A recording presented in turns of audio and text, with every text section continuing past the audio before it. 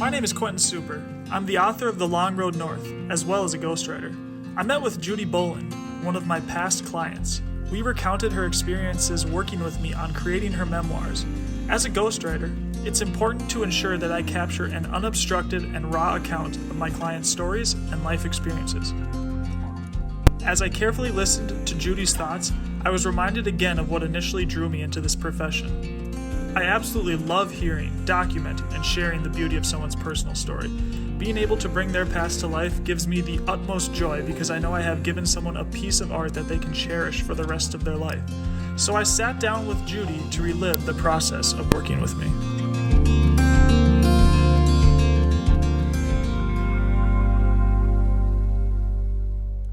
What intrigued you about writing a book? Why did you want to write a book? Why? Because just the things that were written in the book, I wanted to get off my chest. I wanted to get it out there, move, so I could move forward. Of course. That makes sense. And you had read my book, correct? Yes. The Long Road North. Long Road North. And then did that also kind of help? That played into it too. I liked the way you wrote it. Okay. Which parts did you like? Because you'd be telling the story of how you were traveling down the road and then you stopped at this gas station and then you'd go on to what had happened somewhere else. Yeah. And then you'd get back on your bike and then it'd be about that story again. And then you'd go to another story. Yeah. And I kind of... You like that? Yeah, I do. What do you have a favorite part of The Long Road North that you remember? A specific scene, perhaps? Just when you got home. I don't know. Yeah. The coming home where the dogs were coming after you. Not that it's funny, but... It's a little funny. And Ryan, just being with Ryan was funny. Because Ryan's a character, of course. A real character. He's a real character, no doubt. Yeah. Interesting. Okay. And this all led into then, yes, you wanting to write a book. And what did you hope to capture in the book? What did you want the book to be about? My book? What was in my mind when this stuff was going on? What was in my opinion when this was going on? Just everything from my perspective. Of course. Nobody else's. So.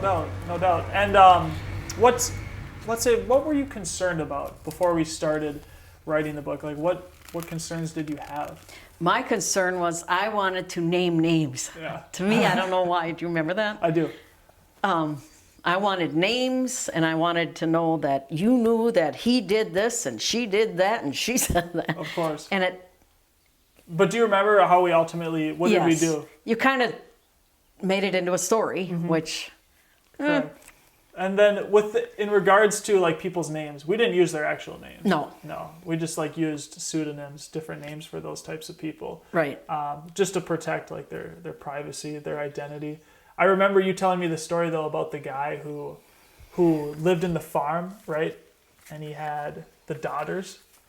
Mm-hmm. And you don't have to say his name, but he's who started this. What was kind of like, what kind of happened with that? What was sort of the highlight of that character? Do you remember? He's a bully. Yeah. He was a bully and he thought he could come in and of course. bully me. And I put my foot down right away and he didn't like that. So now it became this, Well, come to find out, Definitely. It didn't work out for him. Absolutely not even to this day. In the book, do you feel like it was comical? Do you feel like he was? How do you feel like we portrayed what happened with that character? Very spot on, because he just, I don't know how to explain it, but he's just not a nice person. There are just some people that are just not nice, and some people that they don't get it. No matter how you try to teach it to them and preach it to them, they just don't get it. Certainly. No. No, I remember he was a tough character to write about because he didn't have any redeeming qualities. Nothing where I could even necessarily make him look good. I was like, no, this is kind of a bad person. Yeah. I haven't met too many people like that in my life, and obviously I never met this guy. You want to meet him? Not really. But it's just funny how, like, hearing about these types of people, it kind of reminds you, like, yeah, they exist. Yeah. And I know we don't want to like get into too many of the details of like, why do you think that is typically in small towns? Any sort of guess? No guess. But then let me ask you this. Why do you think they treat you like that at home, in our home community, and then they'll go traveling and you meet them in Florida, and it's like, well, you're from Arcadia. Yeah. And they're, hey, I haven't course. seen you for a while. It's like, do I talk to them or do I?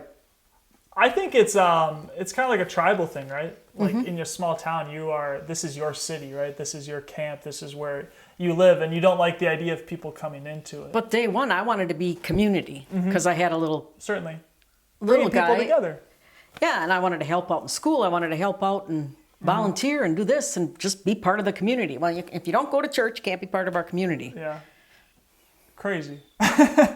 I'm not playing by somebody else's rules. It's that Exactly. simple. I don't know. No, it's too bad. Yeah. It's the way it goes. So I don't know. I can't explain small town mentality to, The bigger city the mentality. fast hustle mentality where Yeah. you got to start to trust people somewhere. I mean, At some point. Why Yeah. did you feel comfortable, Judy, allowing me to tell your story? Like, what about me made you feel comfortable? because you listened and you didn't judge and you didn't try to correct it and you wrote down exactly what I said. Of course. And that's the whole idea behind ghostwriting is, I'm telling your story. Right. I'm telling it how I think you want it to be told. Right. So you're a good listener. And I knew that about you before just from having conversations with you. It's like, well, this guy takes the time to listen to everything I say instead of cutting me off. Certainly. I learned that growing up, right? Because when people, like if they're arguing or having a conversation, as soon as you cut someone off, they lose interest. Yep. People want to feel heard. And I think that is like something I'm good at. That's is a giving major- people their day, giving them the opportunity to speak, and it helps in this ghostwriting because obviously you feel comfortable being able to tell me everything. Even this personal of a story. Yes. I mean, I wouldn't mind sitting down and writing a romantic love story, but Of course. I think you would follow it my way. Yes, of course. And in this case, like your story it's very personal, right? It's very intimate to you. Right. You don't want it to be misrepresented. Right. So I feel very good about the fact that we captured that. I feel like I did a good job again. Another point is if we wrote that book, Yeah. everybody's name that we changed to protect the innocent, Yeah. the not so innocent, they would all, I never did that. It's like, I don't want to hear that. This is what happened in my course. world, and you're not going Yeah. to change it. It's your So, perspective, yeah. right? We're not writing to capture work. everyone's perspective. Right. It's just yours. Yep. Definitely. What were some things you were concerned about before we started working together? How long it would take, which, I mean, you got on it and we got to it, and Certainly. it didn't seem like it took as long as it did, but I mean, it didn't take long, but No, it was only about a month and a half. yeah, It ultimately took. yeah. Certainly. Yeah, I like to work fast. Yeah. Deliver the product, obviously, but it's very simple, right? Because we met for what? We met like over a long weekend, correct? Yeah. And then ultimately after that, like I just was, I went off and I wrote the story and I sent you drafts and you were happy with them. Yep. Certainly. And then the final product, like ultimately you were happy with. Yes, absolutely. Awesome. Perfect. When we first met, right, for that long weekend, what was it like being recorded and then having your life story being told to someone? How did that make you feel? I mean, being recorded didn't have any part of it. It's like, I think you just used your computer and you were typing as I was speaking. And Yep. I was also recording you on my phone.